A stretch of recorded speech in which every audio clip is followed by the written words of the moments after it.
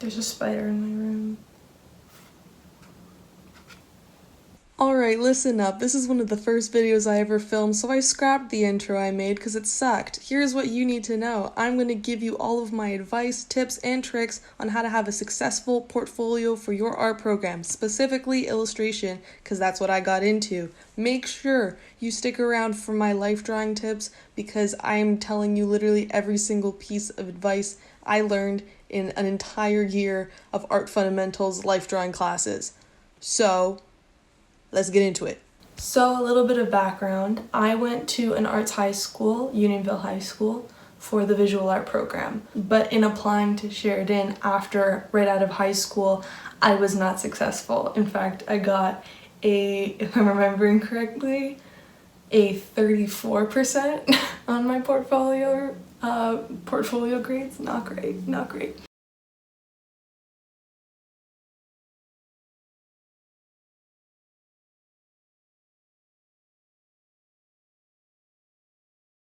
And the reason why is because even though I was watching the YouTube videos and looking at the requirements, I really had no idea what they were looking for.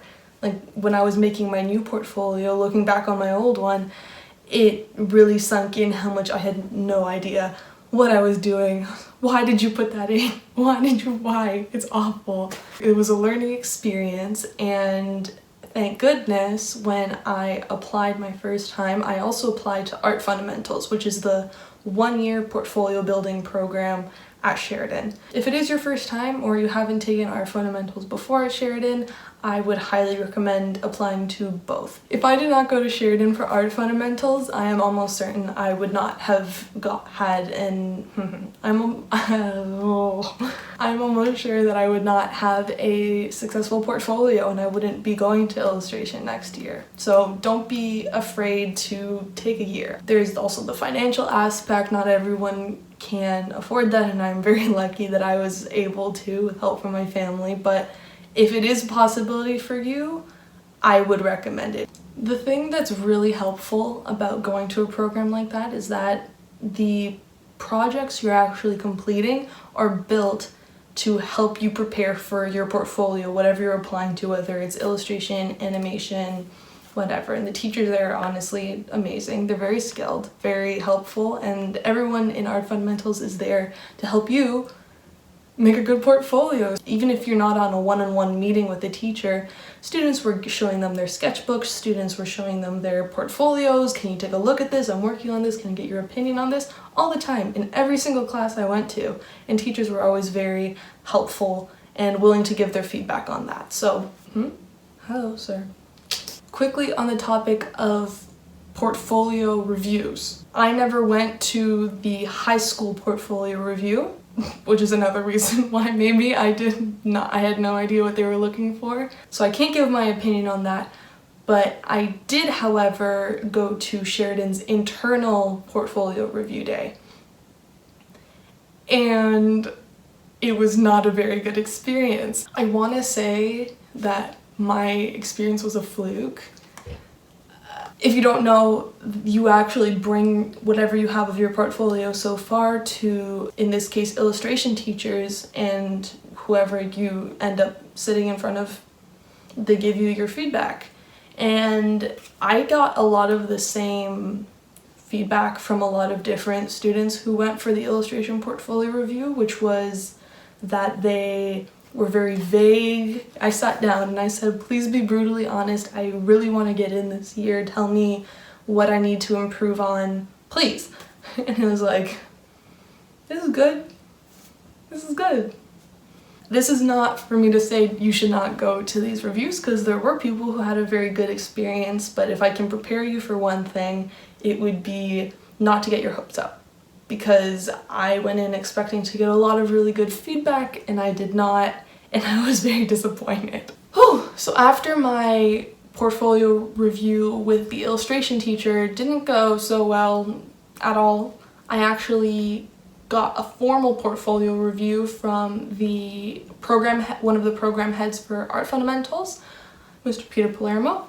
Love you, Peter.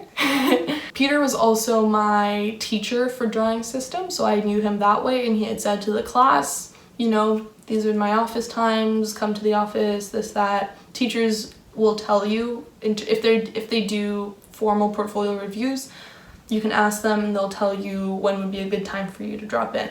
So I made an appointment, I made a meeting, I went in with my big stack of stuff, and it was the most helpful thing I could have done. He was saying, especially to like my gestures, he's like, this is too many gestures, you need to include less. Don't include that when it looks too much like a school assignment.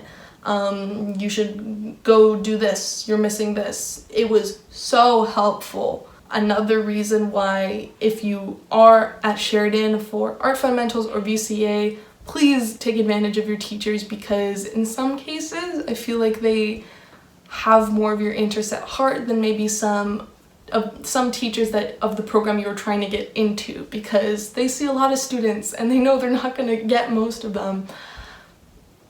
That's just how it is. Okay, the actual portfolio day, what to expect. It's very streamlined, very easy. At that point, you're probably so tired, you're not even thinking. You have your portfolio case and you have your sketchbook. And you go, make sure your name is on both, but you go and they give you a sheet of paper and they tape it to the front of your portfolio case and you write down your information. You include your photocopies for your drawing tests in an envelope of some sort, and you just kind of slide that into the portfolio case and they'll take them. They wrap up your sketchbook to your portfolio case and a volunteer takes it in to where the teachers are doing it. Whatever time they tell you to come back, you come back, they call your number, you get your stuff, you go home, you sleep. It's very simple. The only reason why I say it is because I was really unsure of what to expect, and that's it. So my first tip is right away, and that is to make sure you get a big enough portfolio case. My first year, I got a portfolio case that was smaller than the sheets of paper that I was doing my gesture drawing on, and did not realize that until it was time to put the whole portfolio together. Ooh, I just thought of another tip.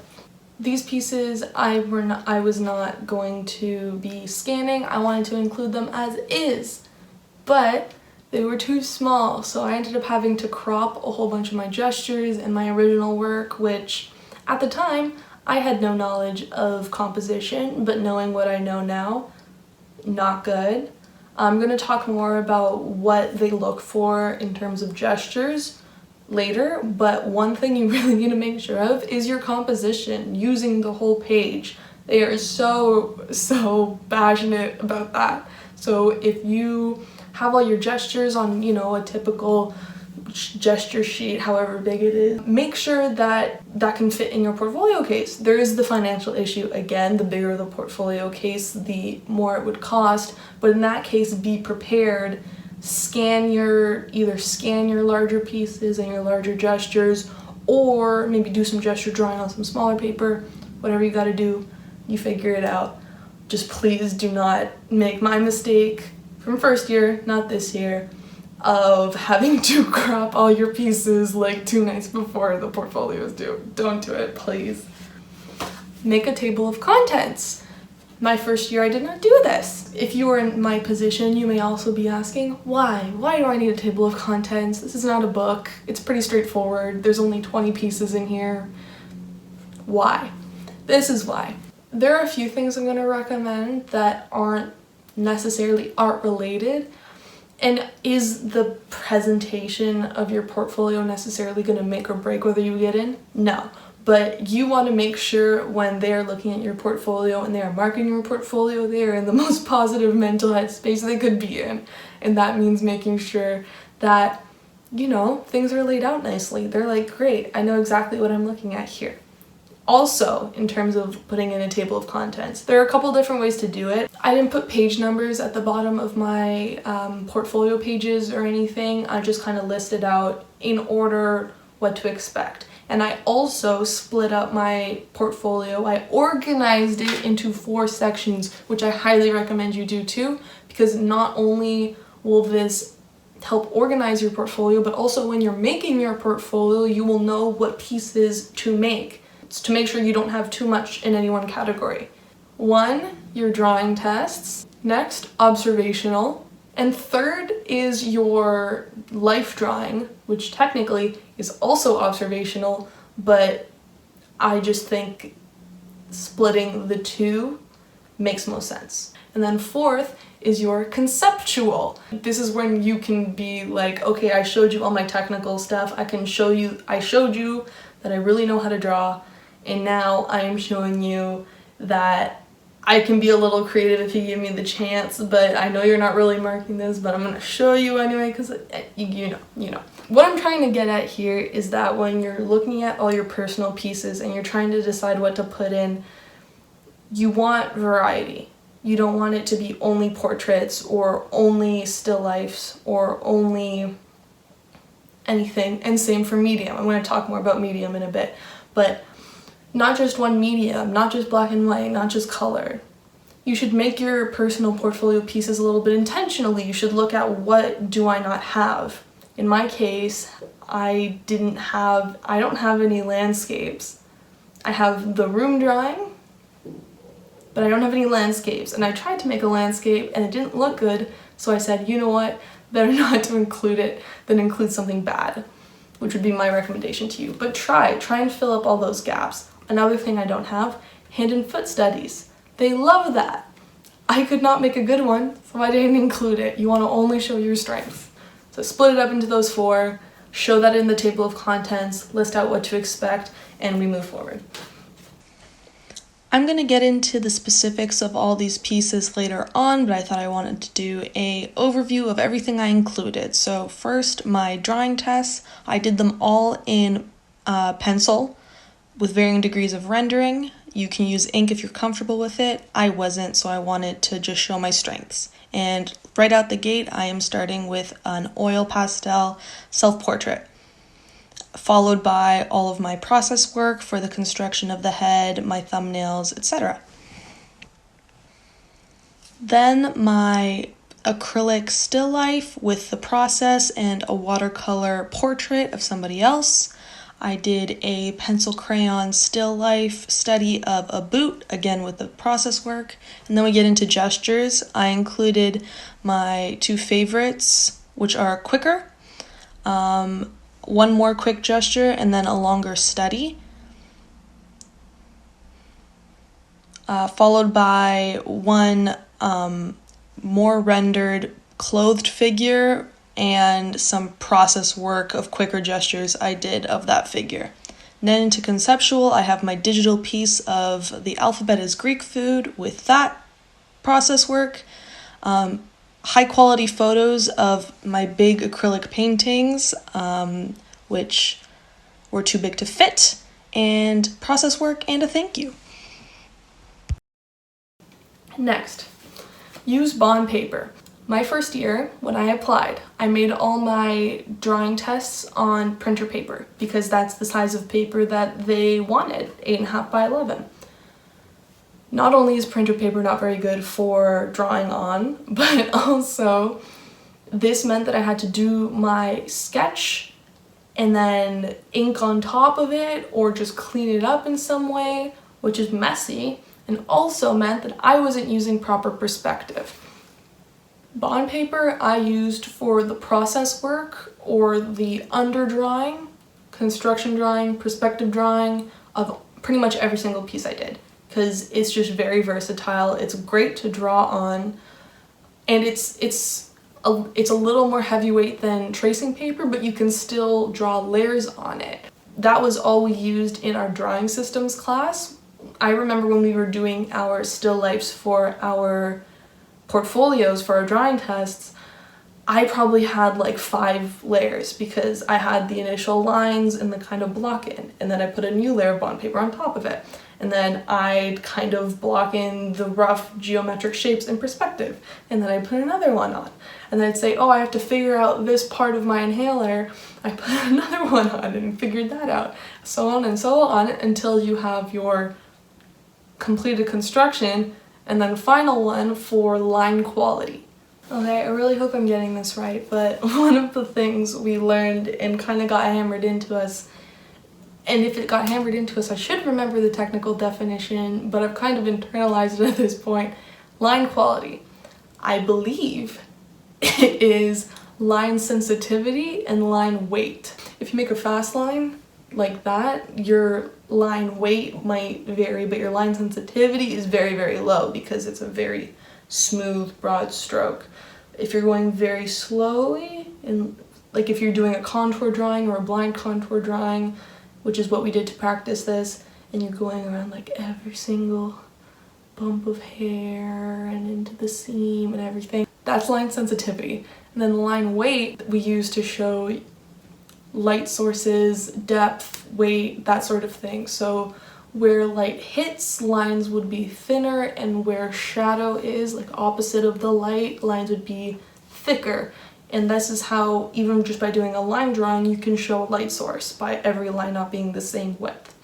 When you're doing your drawing tests, line quality, very important. They're going to be looking at that, especially for your figures, because your figures don't have to be shaded, right? I didn't, because my final product would be better if I didn't shade it. So for my standing and my sitting, I didn't shade them, but I did use good line quality to show the light source, and to make sure I wasn't generalizing shapes. That's what I mean by line speed, I guess, is if you're drawing this, you're not just going to draw like an elbow pasta shape. You want to go and you want to get every single detail and fold in the clothing. So especially when you're doing the figures of your drawing test, make sure to keep an eye out for line quality, and in all your work.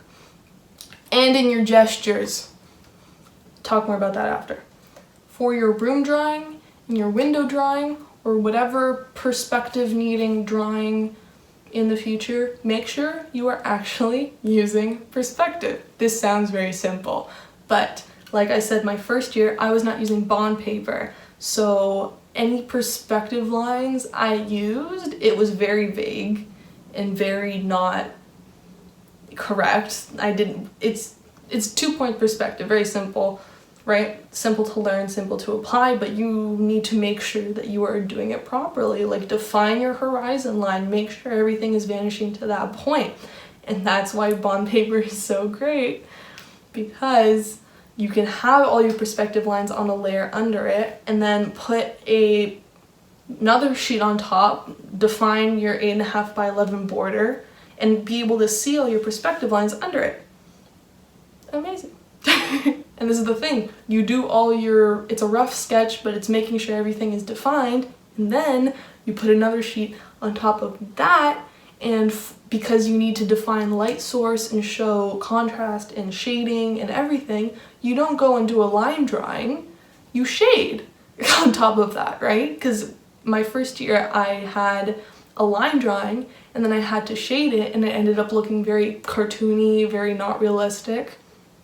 You do your line drawing, define all the shapes, put another sheet on top, and then you shade it gently. And you can keep flipping off to see how you're doing, and you take your time with it. It's gonna take so long. I wanted to end myself while I was doing those, but it's worth it in the end. Cool. I recommend you should include a self-portrait, and more importantly, you should start with your self-portrait. Here is why. My year that I did not get in, I put it at the end. I don't think that's why I didn't get in.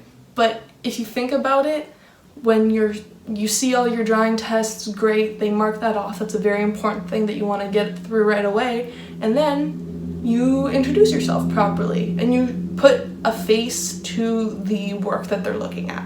Well, you can make it crazy and wacky, but in terms of what I'm recommending to do right now, make it observational, put it at the top of your observational pieces that you're going to include. Make it colorful, pull a face, do an expression, something. Use a material that might be a little more experimental for you. Make it your own. Show your personality through it. Start with a self-portrait, put a face to the name and to the work. Okay. Have process work for everything. You have a very limited amount of personal pieces that you can include. And how to get around that is process work. So those bond paper underlays that I was talking about, your perspective, and then your this, and then your that, even though you don't include process work for your drawing tests, you should still be doing all that underwork for your personal pieces, and then you show it, include it, please. They really want to see it. Even if you're saying this is really dumb, it's just, no, include it, please.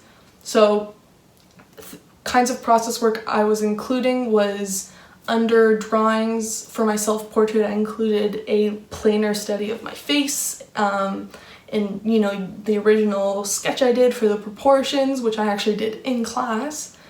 I was including rough concept scans from my sketchbook, because even though they're looking at my sketchbook, it's better to see it in order of of the personal pieces.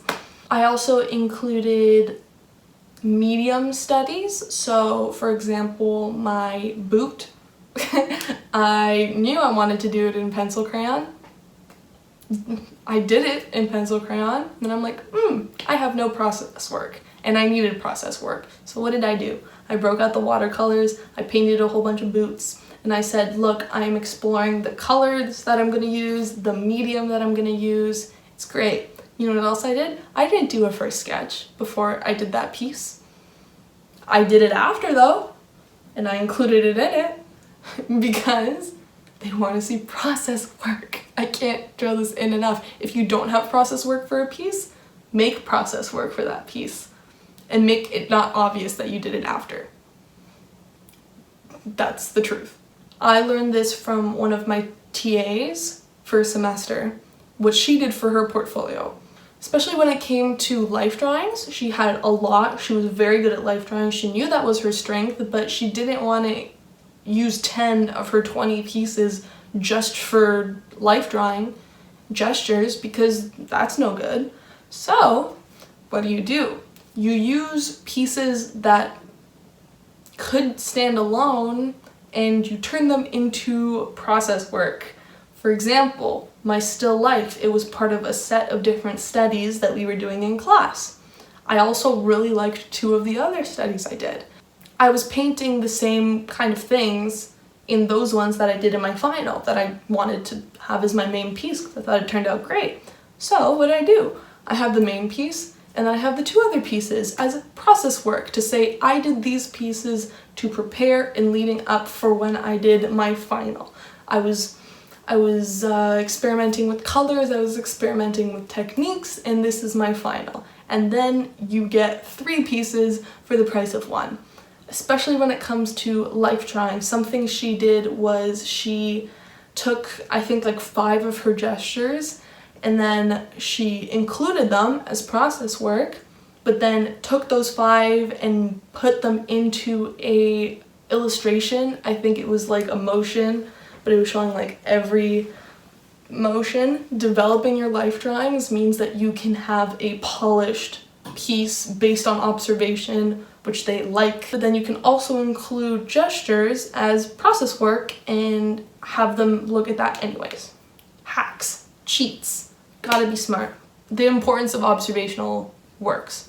The fact that you are looking at something and then you are painting it or drawing it or anything. They don't want to see works from photos.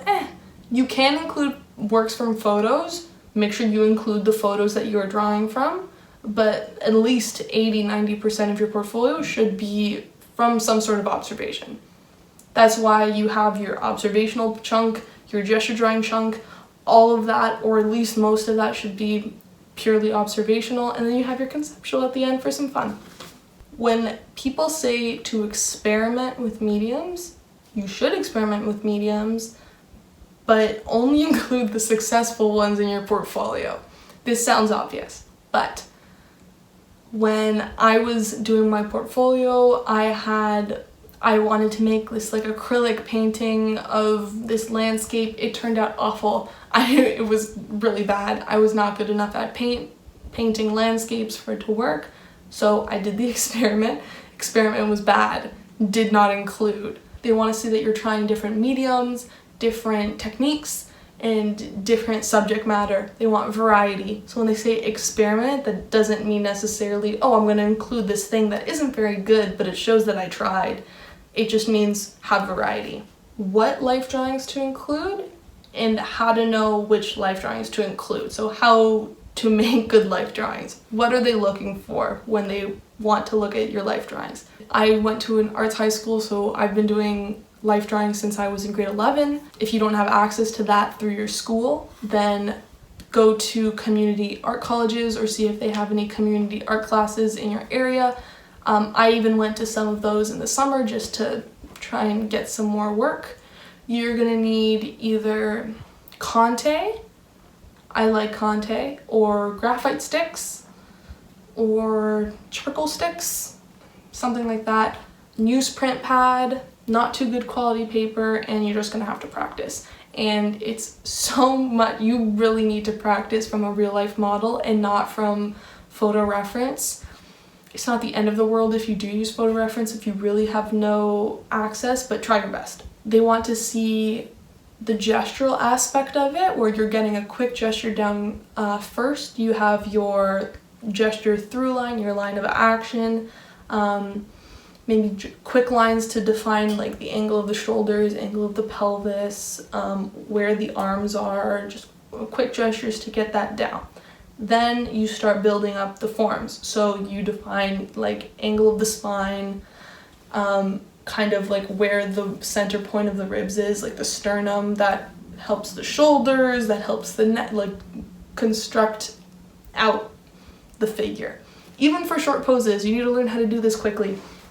Like it just having my first year, right? Like I said, I wasn't very good at this sort of stuff. So it was just so wild. I was just scribbling all over the place. And it's like, you need to be deliberate with what lines you're using because you don't have a lot of time for most of these poses. The general rule, you can kind of, this is what teachers want to look for, but whatever helps you. I don't always do this, but start from the core, like here, and build your way out. So you start here, you do neck, head, shoulders, arms, pelvis, out. I find it really helps me to do kind of like the torso and the pelvis first, shoulders, then like head and neck, legs, out. You want to be defining the forms in like 3D. So think in terms of cylinders and not ovals, if that helps. Because if you're at an angle, you can see kind of like the base of the cylinder here and then have it going out towards you and then have that ellipses. I hope I'm making sense. You definitely want to think in terms of 3D and not flat. You're not making stick figures, you're trying to like define form. Obviously so many free YouTube videos out there for you. Proco is very good for learning anatomy. If you look up gesture drawings on Pinterest or something, you're gonna see these beautiful just like contour lines, no construction at all in the middle, no anything, and it looks amazing.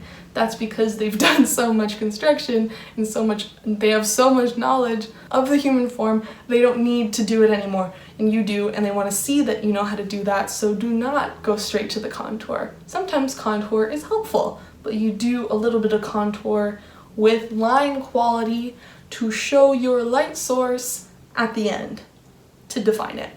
You want to make sure that you're using your page well, so not super small, not crammed in a corner, not 3 crammed to a page. 1, especially standing, top a little bit to the bottom, fill that page, right? They want to see your composition. That's what I'm trying to get at. Composition, using the page. What else? Even in short poses, if you have like the face or some other part of the body super defined, but then you're missing a leg, there's no point. You need to make sure you at least have a gesture in for every part of the body, including hands, feet. Feet are really important. You can't just have legs ending in nubs. And one thing my life drawing teacher always said was to, especially if there's limbs or parts of the body that are coming forward to you, you can put more definition and detail into the arm or the leg that's closest to you, and the back one can be left as more of a loose gesture, depending on how long the pose is. If the pose is longer, obviously do everything out. For long poses also, there's what are you trying to study here, or what are you trying to do? Or is this like an anatomy study? In that case, every finger, 3 cylinders, build it out. Are you trying to look for like value? In which case, use the side of your Conte or your charcoal stick and block in those shadows. If they're interacting with an object or something, like sometimes they have a chair or they have their leg up on a block, draw the chair, at least a gesture, so they're not just floating weirdly in space. You want to ground them in reality. Another thing about line quality, you can really use it to show the shadows and show where there's contact. So if there's like feet on the ground, the bottoms of the feet can be drawn darker to show that they have contact there. Or like under the chin, creases in the body, you know. You really just have to practice proportion, anatomy, at least once or twice a week for 2 hours. At least 2 to 4 hours. You just gotta practice. That's just what you gotta do. Okay, so those are my gesture drawing tips. I hope that's helpful. If you were including schoolwork, make sure it's schoolwork that could be passed off as personal work. They don't want to see, oh, she did this for an assignment. When I went to see my program ahead for a portfolio review, that's one big thing. It's like, you want to include this painting of a drapery pinned to a wall. They're gonna look at that and they're gonna be like, oh, a teacher told her to paint that. Whereas something like a still life or my alphabet project, it's creative enough or it's personal enough that it doesn't just look like an assignment. Same thing with gesture drawings. We did a straight edge study where around the whole figure we just used straight lines, and I was gonna include it because I thought it, showed good skill, but I said, no, you would never do this if a teacher didn't tell you to, so don't include it. Cool. My advice for digital art. I'm taking a tangent here. Obviously, no anime or cartoons, or I would even be worried about just stylized people. I would try and use digital art more traditionally, if that makes sense. So I didn't include a graphic design font-based thing for my alphabet. I knew that I wanted to make something that showed digital painting. Things also a digital room, showing perspective and you're using all the light. Here's a good tip. If you're going to include a digital piece, make sure it could stand as a developed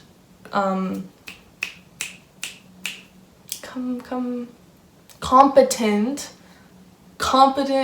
use of the medium, which is digital. If you would not use it as an art print, if it's black lines and not good line quality and looks very amateurish, good, do that art. That art is amazing, but probably don't include it in your portfolio. Don't be afraid to use old work.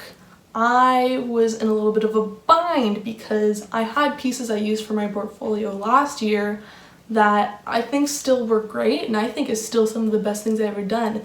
My watercolor portrait and my 2 paintings of the butt and the arm, I did in grade 11.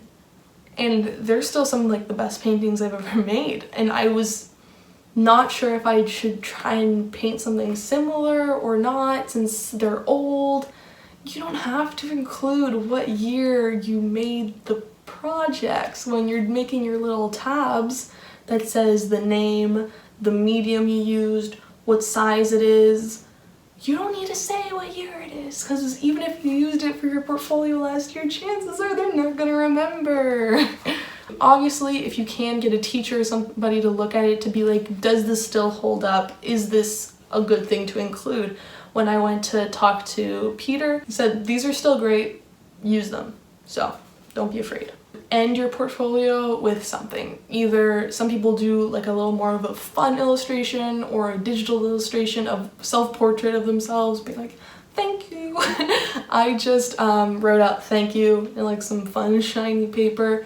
And the reason you do this, it's not so much for the marks, it's more for them to be oh, this is the end. Because if you think about it, you're flipping, and then you flip and there's nothing there and you're oh, that was the last one. You go back, it's just, you're trying to craft the experience. I would recommend. It's fun. Why not? Include a little thank you. Time management, which is something we all struggle with, but I'm going to talk more about how I planned out when I was going to get all my personal pieces and my drawing test done by the portfolio day. But especially when it comes to assembling the portfolio, don't leave it to the night before, because obviously things are going to come up. Oh shoot, I didn't print this off, I need to print this off, I need to cut these out. It's going to take so long. If you can save yourself the time and the hassle, please do it like at least a couple days before, because you might think you have it all together, then you put it together and I forgot the table of contents, or I forgot to print out my process work for this. Especially if you're on campus, you don't want to be running to Learning Commons at 2 in the morning to print out sketchbook scans. Double-sided tape is your friend. Just get a roll. My first year I used loops of Scotch tape and it looked bad. You want to make sure your portfolio looks as organized and put together as you can make it, so double-sided tape, make it look nice. I have no idea if this impacts anything, but I signed up for the first day of portfolio reviews because in my mind that means that they're not tired of grading portfolios all day the day before. So maybe if I was on the second day, they'd be a little more like, let's get through them. No idea if that's a real thing. Ideas of things to include: self-portraits, other people's portraits, room drawings, hand and foot studies, anatomy studies in general, quick gestures, longer gestures, and for longer gestures, anatomy studies, lighting studies, color life drawings over a long period, clothed character life drawings, things like developing your gestures into more detailed anatomy-based figure drawings, still life, and use different mediums, have a variety of everything. Cool. In my next video, I'm going to be doing a complete flip through of the sketchbook I used to apply to Sheridan Illustration and include some of my tips I used to stay on track and make sure I could complete the whole thing in time. Also, how to complete your sketchbook on time if you chose a really thick sketchbook like I did. If it's already happened, it'll be in the description below. iCard, we'll see. I hope this helped you. Good luck with your portfolio. Don't stress, it's not the end of the world. And if you don't get in, go to Art Fundamentals or VCA. They're both really good too. You don't need a degree to be an artist in this day and age. You just need to get good. And even just from Art Fundamentals, I got way better. So, good luck. Love you guys. Bye.